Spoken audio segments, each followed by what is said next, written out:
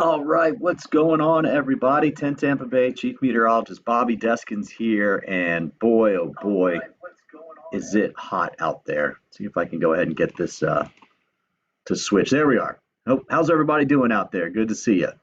Let's just we'll go ahead. We'll start with the heat, like I was saying. Man, it has been record breaking. The last 3 days alone, we've had high temperatures of 97 degrees each day, and each one of those either set or tied the record. So we've got a ton of heat out there. This is a look at the country right now, and you can see, look, 93 here in Tampa, 94 in Jacksonville. It's 96 in Billings, Montana, 92 in Denver, 95 in Dallas. So a lot of heat moving up the plain states. I mean, you can see right through Nebraska, all the way up through the Dakotas, actually, as well, too. So obviously, we are not the only ones that are dealing with it. Take a look at some of our numbers, though. If you look over the last 20 days, and you can see those last 3 days that I was talking about, where we set those records, 97 degrees each day. And then you go back to the 17th of July, we had 90. You have to go back to,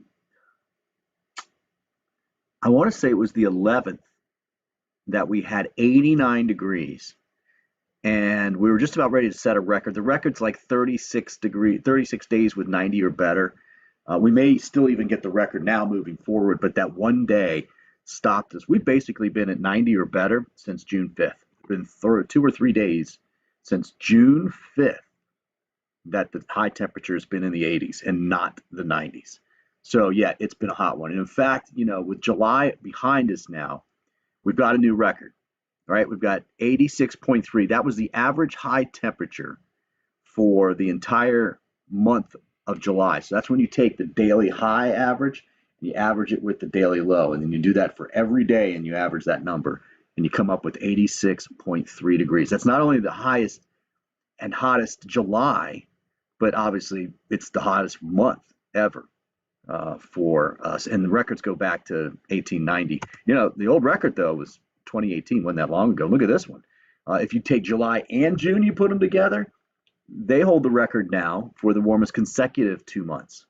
Right? You can see the old record was set back in 2020, so not terrible, not terribly warmer than 2020, but obviously the warmest. So if you keep this up, and we kind of look ahead through August, through the end of August would be our summer months officially. We're looking like we're going to be on track to have the warmest summer ever. So yeah, that's the climate. All right, locally, we've got low 90s out there right now, some mid 90s as well, but most areas about 90 to 95 degrees. So it's still hot out there. We do have some storms trying to form. This is a shot here from the TV station watching the storm kind of fall apart. That was the one that was over Tarpon Springs, Lake Tarpon, and then eventually Tarpon Springs in northern Pinellas County, but that has kind of fallen apart. You can see a little bit of storminess now starting to pop up here in northern parts of the viewing area. Let's get in here. You can still see a little bit of that storm that was down by Tarpon Springs, but you can see the sea breeze lines worked its way inland east of US 19 for Pasco, Hernando, and Citrus County. And then a little bit further to the south, we're trying to fire stuff up here in central and eastern Hillsborough. I think that'll happen at least a little bit later today. So we're kind of getting back to what should be more normal. It's been really dry lately, and it's helped us to get even hotter. We do have this line over here on the East Coast, and this will start to, as usual, kind of push further west and then try and kind of get in here to eastern Hillsborough County by later today. 7, 8, 9 o'clock tonight. But I don't think rain chances are just all that high. We're getting some moisture back in the atmosphere, and that's what you're seeing right there. And that will allow us, with all the heat that we see, to get a little bit better rain chances, right? But doesn't stick around a whole lot. Like late Wednesday into Thursday, this is Thursday, you see some drier air kind of working its way in, right? So that'll cut rain chances back down a little bit. Then here comes some more moisture Friday into Saturday. Yeah, you see Saturday into Sunday, we kind of have some dry spots in there. Still thinking 50 to 60% chance for rain. Probably a touch drier on Sunday, but again, all of this is just afternoon stuff. It's nothing that we wouldn't be used to. So here's what it looks like for the afternoon hours. You can see how everything's kind of working its way inland. This is 6:30. Now watch as it comes back towards the coast a little bit. 9:30. You'll be lucky if we get some. We could certainly use some. Tomorrow looks pretty similar, although I think coverage will be just a little bit better. So mid 90s this afternoon. 30 to 40% rain chance. I think that's being a little optimistic. You can see the automated numbers are going 30% here.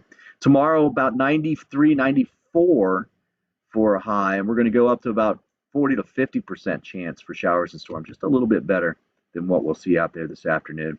Guys, UV index is a 12. That's about as high as it goes. It can't get higher, but that means you can get a burn in less than 10 minutes. So don't forget to use the sunscreen if you are headed out there this afternoon.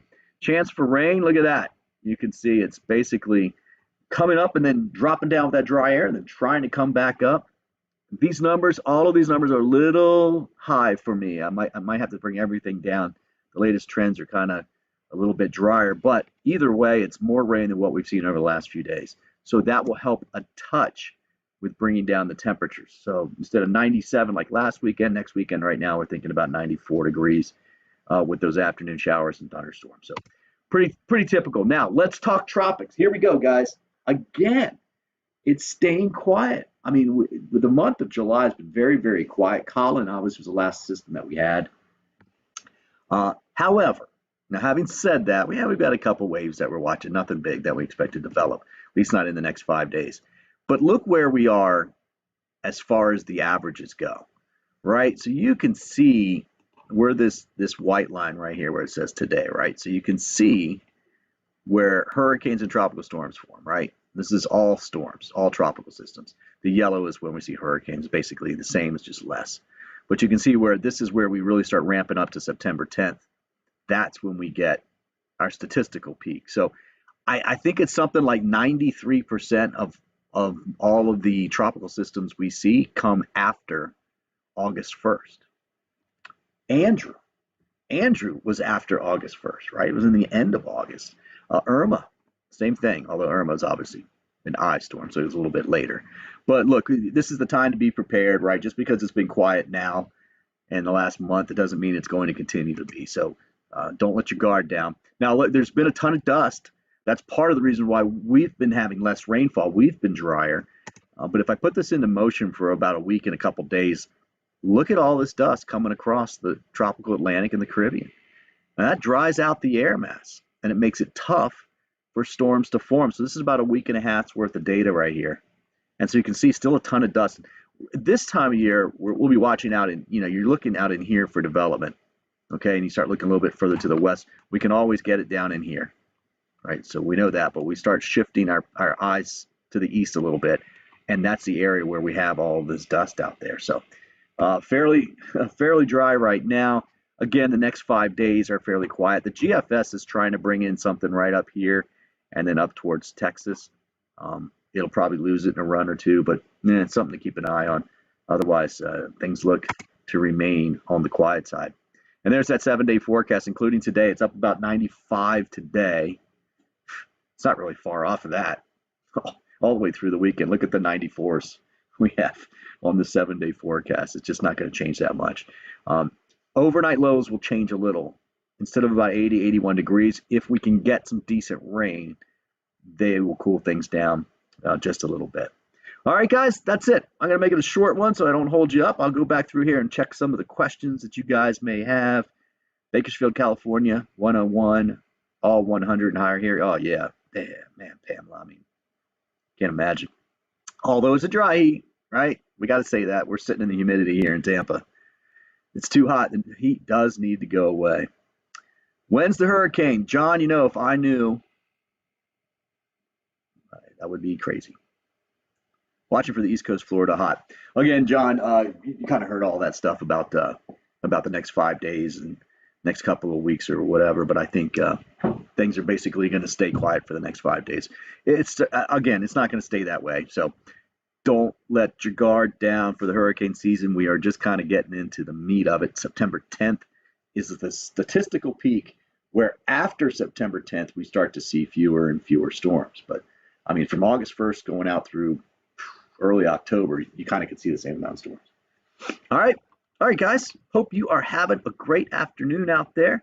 We're here in the Weather Center. Keep an eye on those showers and storms that are out there. I don't expect a whole lot. I don't expect any severe weather, but you know how it is. You can always get a good storm around the area. Have a great one, guys.